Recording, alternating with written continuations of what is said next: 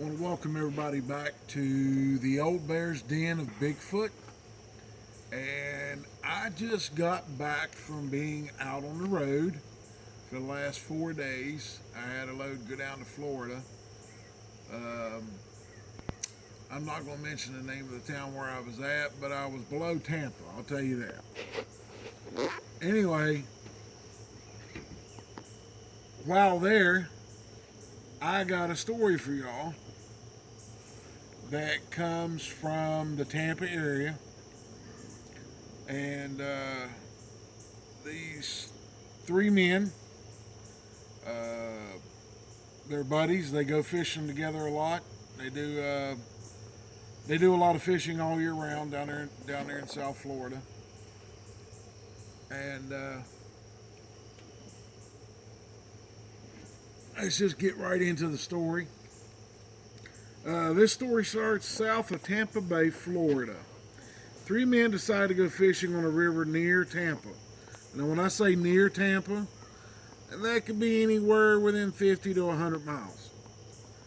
They started out before daylight on what they thought was to be a typical day of fishing for them, filled with catching their limits by 10 a.m. and heading to the docks for a few beers and backslapping and joking around for the rest of their day. These guys reached their favorite part of the river at about a half an hour before daylight. It is it's a classic scene of where, a creek flows into the river, and there's overhanging brush which kind of shades the river, and the fish are there, and these guys are out to have fun.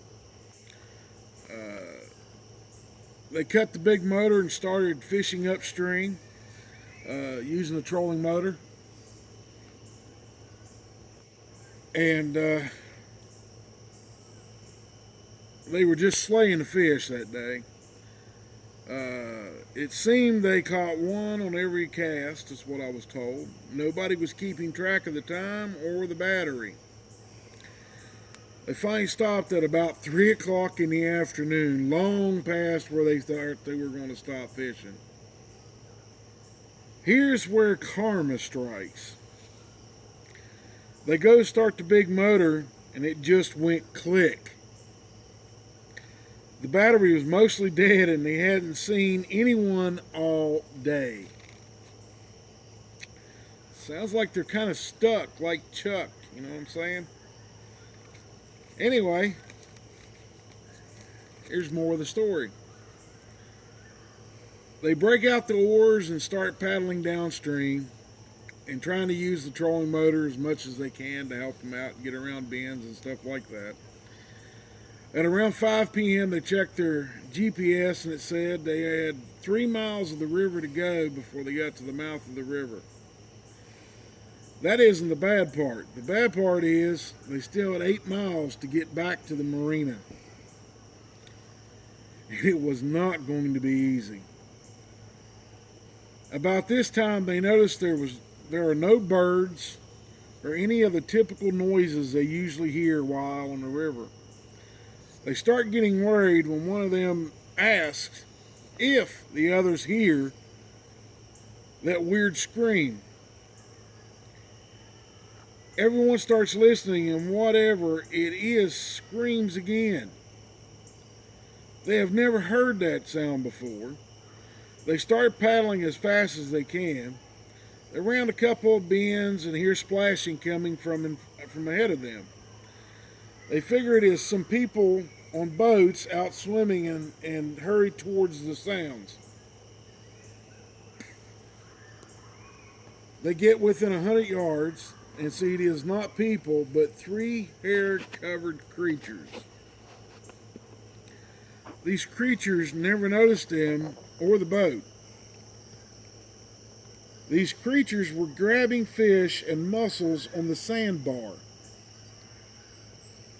These guys slip the anchor over the side quietly and get the boat to stop. They are all amazed by the sight and are all just standing in the boat looking wide with their wide-eyed and with their mouths wide open. About here is where their trouble starts, as the biggest creature notices them and the boat. It makes a growling scream, and the other two creatures look upriver and see them. The big one moves upriver towards the boat to create a threat, and then the other two start to follow him.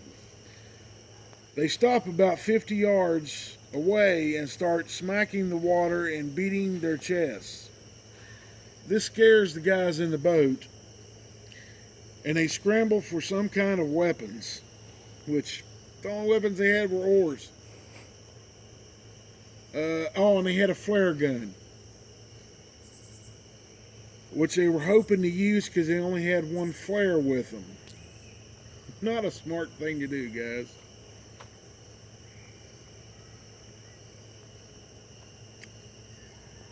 These guys start yelling at these creatures, and it appears to enrage these animals.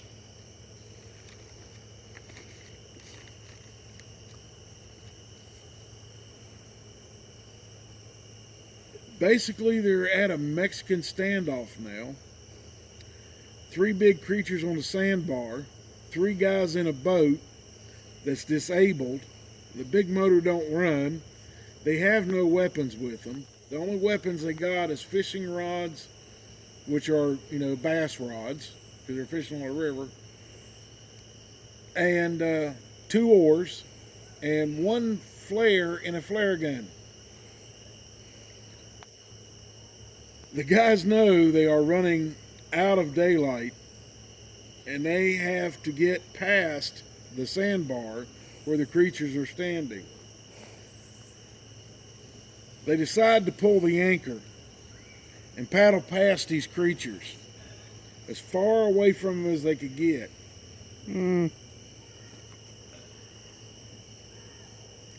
The closer they get in the boat, they begin to smell a horrible odor. They describe the odor to be a cross between a week-old road-killed skunk and sulfur. One guy got sick and lost his lunch over the side, and this seemed to please the biggest creature. It almost appeared to laugh at the guy getting sick. Once they got past the creatures, the biggest one grabbed a branch and hurled it at the boat. All 3 creatures started throwing stuff at the boat and ran down the sandbar screaming at them. The guys get the boat and themselves out of the river to the mouth. And here's where their luck changes. Once they reached the mouth of the river, one guy had his cell phone, and he had different service than the others, and he got 2 bars on his cell phone. So he called one of his other buddies, and luckily this guy was still out, getting ready to leave and go back to the marina to catch up with, all the guys at the marina that he knows, and drink beer and, do the typical guy thing on a Saturday night.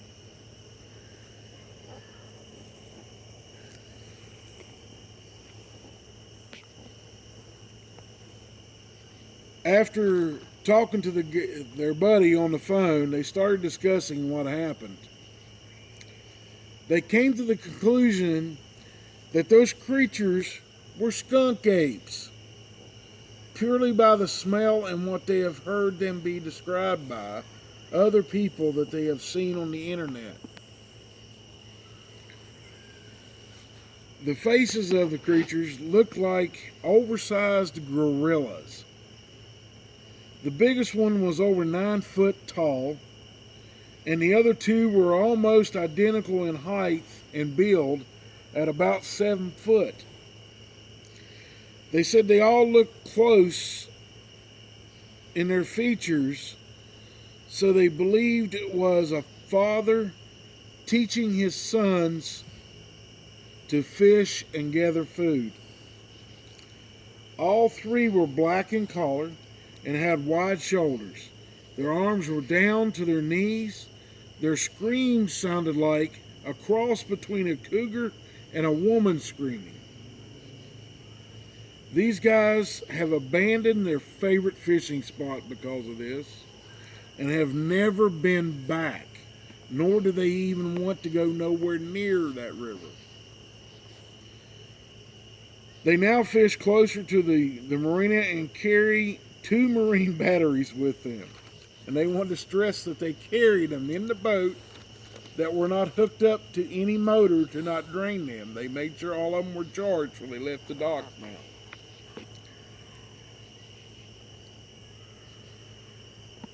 And the other parts of the description of these animals, they never got to saw the feet to see if they had 3 toes or anything of that nature. They never got to see anything below their knees because the water that was up there at that sandbar was knee deep to them. So it was probably 3 to 4 foot deep, waist deep on a man at 6 foot tall. Now these creatures, they said, had long hair on their arms, had long hair pretty much all over their body, except for their chest and stomachs. Their chest and stomachs were a thick, leathery looking hide. And the muscles on the big tall one, the big 9 foot one, they said that it looked like Arnold Schwarzenegger doubled. It was as big as this thing looked, and just the muscles on it were just unbelievable. They just couldn't figure, they just couldn't fathom something being that muscled up. Their faces had the smushed up gorilla type nose. Their eyes were big, dark, oval shaped, almost like a human eye, but further apart. And they had a dark, leathered skin on their face. The big one was all wrinkled and everything all over its face. And it had a little strand of, it looked like it had a beard that just went across its jawline. And they said that was probably 5 or 6 inches long. So the only thing I can say about this story is I believe these guys. I met this guy because of where I was delivering. He relayed the story to me. He told me his buddy's name. He gave me their phone numbers, and I will contact them to see if they want to send me their telling of the story, and I will give them all to you if they want to talk about it, because every time he said that he brought this subject up with his friends, they just kind of look at him real strange and go, well, we don't, no, don't go there. Seriously, do not go to that subject. We're not talking about that. So these guys, it thoroughly scared every one of these guys. And the guy that I was talking to, he's 6'2", and he's a big guy. Not big, fat, but big muscle, big country boy type. And I wouldn't want to meet him in a dark alley. That would not be a fun fight.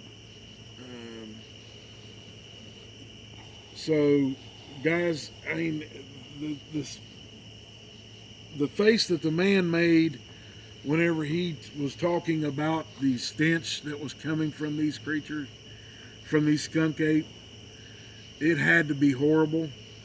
He said his buddy was sick for 2 hours, like he'd been seasick for a whole day, as much as he was throwing up and getting sick. And guys, that's the story for tonight. And I appreciate everyone coming and subscribing to the channel. And I appreciate all the likes you can give me. And if you like the stories, come back for more. Subscribe to my channel, please, and you'll get notifications when we get new stories.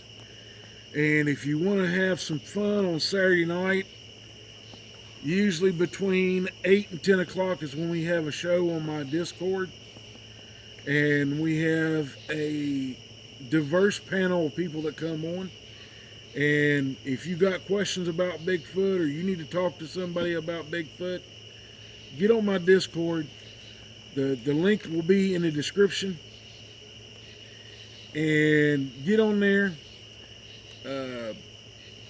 Get a hold of someone on there. Leave me a message on there if you want. You can leave, if you have evidence of Bigfoot, you can leave it on the Discord. I will take the evidence from the Discord and make a full video of it. And that way everybody can take a look at your evidence. And it'll be out there. And if you want to tell your story and you want to come on Discord and tell your story, feel free to do so on Saturday nights. We would love to have you. And if you will allow me, I will write your story down. And I will redo your story. Not redo it, just retell it in your own words. What happened, what you saw, what you smelt, and how you felt afterwards, and how you feel about them now. So everybody, I thank you and I greatly appreciate it. And I consider all of you friends. Y'all have a blessed evening, and we will talk to you next time.